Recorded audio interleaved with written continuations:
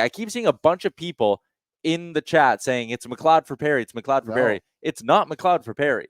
It is nothing. It's the same lineup for the Edmonton Oilers. It's exactly what they did in Game 7 against Vancouver. They are doing for Game 1 against Dallas, which means it's Nuge, McDavid, Hyman. It's Holloway, Draisaitl, and Kane, McLeod, Derek Ryan, and Warren Foegele. And the fourth line will be Sam Carrick with Connor Brown and Matthias Janmark. Jay, are you surprised that they didn't maybe go with a Corey Perry for Connor Brown, Corey Perry for Derek Ryan even kind of swap? I know they love McLeod's speed, and you're not taking out Ryan McLeod. But dude, like you have to be very critical of him right now. He caused 2 goals in games 6 and 7 for just a lack of physicality on the one when it was just he just had to go and step into a guy that was right there, and that guy was Pettersson. Pin him. And then it's Pettersson both times, and then Pettersson was pressuring you with the puck, and you shit your pants. Like, what is if you're scared of the guy who's the most scared of playoffs, then I don't think playoff hockey is for you. And he's been proving this time and time again. Like, a key for us this series is McLeod to figure out his fucking big boy game here and show up and play playoff hockey. Like, we need it. So maybe they're trying to hopefully get him to take that step, but some people aren't built with it. And he is building up a very strong case to suggest it's not in him. No, I'm not going to go that far with it. I think before you take out a McLeod, Jay, you take out a Derek Ryan. I'm just talking about the player right now. I'm not saying he's made a couple of you do not take out Derek Ryan. That guy will take a lick to make a play, and he makes the smart play and will not shit his pants under pressure. He won't. He lost a key draw in Game 4. Okay. He can't. His face-off percentage isn't 100%. Fair. Like, he's gonna lose a draw, and on that draw he put every fucking ounce of his being into it. Did he not? Yeah. So he tried his ass off. Where you don't get that from McLeod. Before I take McLeod out, I try McLeod on the wing again. So if Henrique's ready to go on Saturday for Game 2. I have Henrique down the middle, McLeod on the wing. Derek Ryan comes out of the line. No. DR needs to be. You know what you get with Derek Ryan, and it's safe. I want upside. There's no upside. There is. The upside isn't there. Scored 15 goals this year or whatever it fucking was. Regular season. 12. I know, but this is and second half of the year was shit. But this is the Janmark Holloway argument. Janmark competes. Janmark takes a hit. Exactly. People said, well, you can't play Holloway over Janmark in the lineup. You got to have Holloway lower in the lineup because Janmark's the safe play. He does the safe things. Sometimes you need upside, and you're the underdogs. You're the underdogs in this series. Holloway has stepped up and become a playoff, joining the playoff beast conversation, and McLeod has taken a step back. It's not the same circumstance. Regular season, we can talk about all this fucking shit because that's what we do in the regular season. Right now, this is about going to war, and some people run out of the trench and go to war, and some people stay in the trench scared to go to war. Okay, AB, can you McLeod's in the trench. Can you get us a YouTube poll of trench warfare is horrific act of practice of war anyways, but anyways, you get my reference. When Henrique's healthy, who do you take out? Give him 3 options, say Carrick, or give him 4. Carrick, Brown, can't take McLeod. Carrick. Let me say the poll question, and we'll let the people decide, Jay. Yeah. Who do you take out? Lead them all. McLeod, Brown, Ryan, or Carrick? Those are your 4 options. For Henrique, it is McLeod all day. I actually think this is going to be a landslide in favor of Jay. Yeah. Oh, it is not. You don't think so? I think it's going to be a landslide against Jay. So you think it'll be Derek Ryan? Carrick was a very noticeable presence in Game 6 and 7, in which we won both. Yeah, he was really good. Didn't fuck anything up. Was physical. Yeah, he was good. Won some draws. He was there. He was noticeable. But McLeod, you notice him for his mistakes right now. That's what you notice. That's the only thing I see. But to his credit, before games, he made 2 bad plays in Game 6 and 7, and he sat the end of Game 7 for it, and I get that. Before that, he was playing mistake-free hockey. I'd have to go and watch that. He was playing non-event hockey, which is just as bad. McLeod's last point was April 10th. I know. His last I've been goal- So where's critical the of him. upside?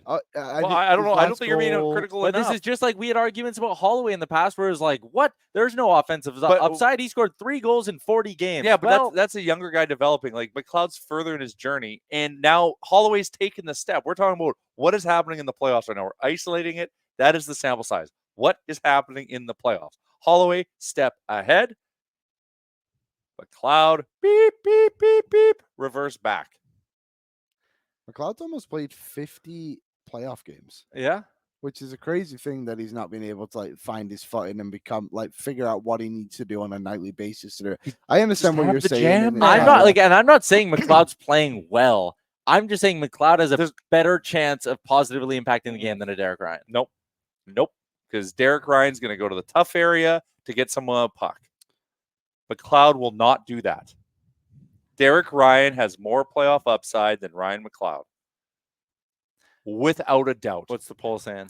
Actually, Connor Brown, but Ryan McLeod is there at 33%. Derek Ryan is 21%. Okay, I so guess Brown's Brown is higher. 40. People want Carrick in. 5%. So then you take, Carrick has to stay in. Carrick Yeah. 100% deserves to stay in. I'd take out Connor Brown before I take out those two. Connor Brown will don't muck. know if I would. Granted, No, he he can't- won't he mock can't- he can't- Jay. He'll go into the corners. That's what I'm saying. He'll go into the tough ice, which in playoffs, that's where games are won. McLeod won't even enter the fucking area. The last two, probably 3 games, I think you could argue the fourth line was either the best Oilers line or the second best line. I mean, Yeah. compared to expectations, sure, yeah. No, compared to what happened. McDavid wasn't at his best in Game 7, so that line wasn't good. So sure, I think it does come down to Brown. But they were McLeod reliable. or Ryan. They were a reliable trustworthy, fourth line. And And you need 4 lines. And we talk about how, and I know McLeod's involved in this too, and I think Derek Ryan as well. But the penalty kill has been great with Brown and Yaremchuk in it Knock as on well, wood, and it's that's been been amazing. a great part of it. And that's what we're talking about could help the Oilers win this series if against Dallas. So do you want to mess with that as well? And that's the only consideration for Ryan McLeod because he's good in that space. I think ultimately what they'll do is they'll take the safe option and they'll take Derek Ryan out. They'll try and put such a McLeod on the mistake. wing, and they'll put. Then you have to take Henrique. Then you have to take Connor Brown out.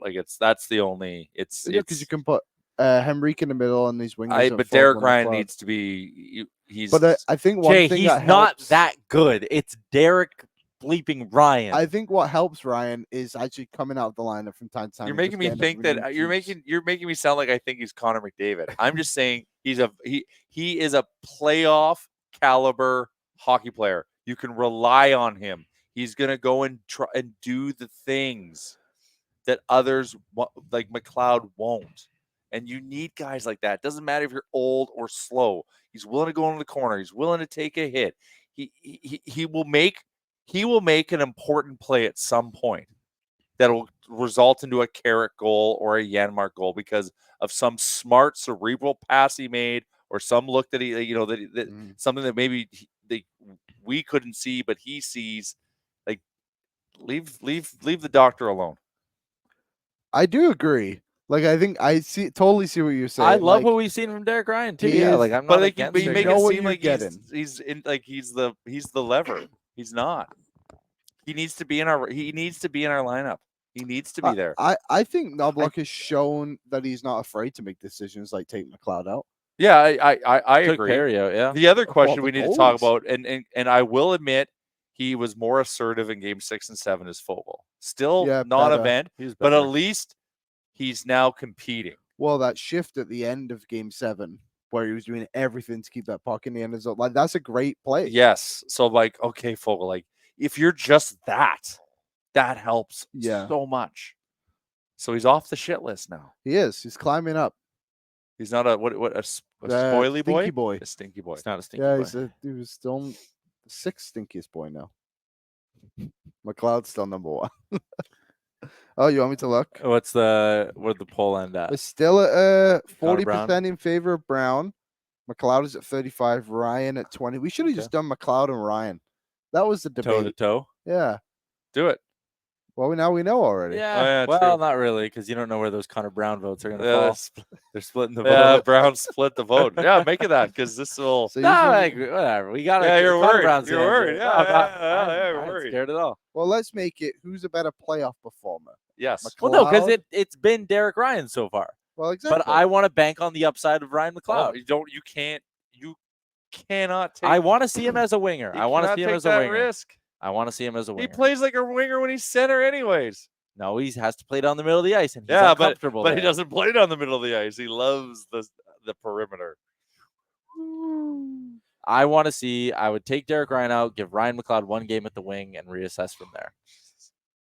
So telling you. that's the schedule loss then. That game. It's not oh my God, Jay! Derek Ryan to Ryan McLeod doesn't lose or win you a hockey game. It's largely Buddy, irrelevant. It's all about the little things. It's all about the little Wow. things. The votes are flying up. Who is a better playoff performer? 79% Derek Ryan. Yeah, you Thank knew you. again because it's playoff performer, and I get it. Derek Ryan's been better. The in body of work is. So why would you take a gamble? because I want that gamble on the upside. Same There's reason why I had to no sit with Upside, Gregor dude. and a bunch of other people on a bunch of podcasts, and they were like, "You play Janmark in the top 6 over Holloway. What's Dylan Holloway done to earn that? You need a safe guy. You need a guy who works hard, who's been there before. Blah blah blah." You got to take gamble on upside.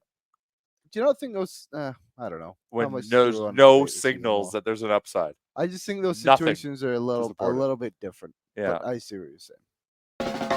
What's up, Nation citizens? If you like that video, then you need to be subscribed to the Oilers Nation YouTube. Podcasts, live shows, exclusive interviews, and analysis.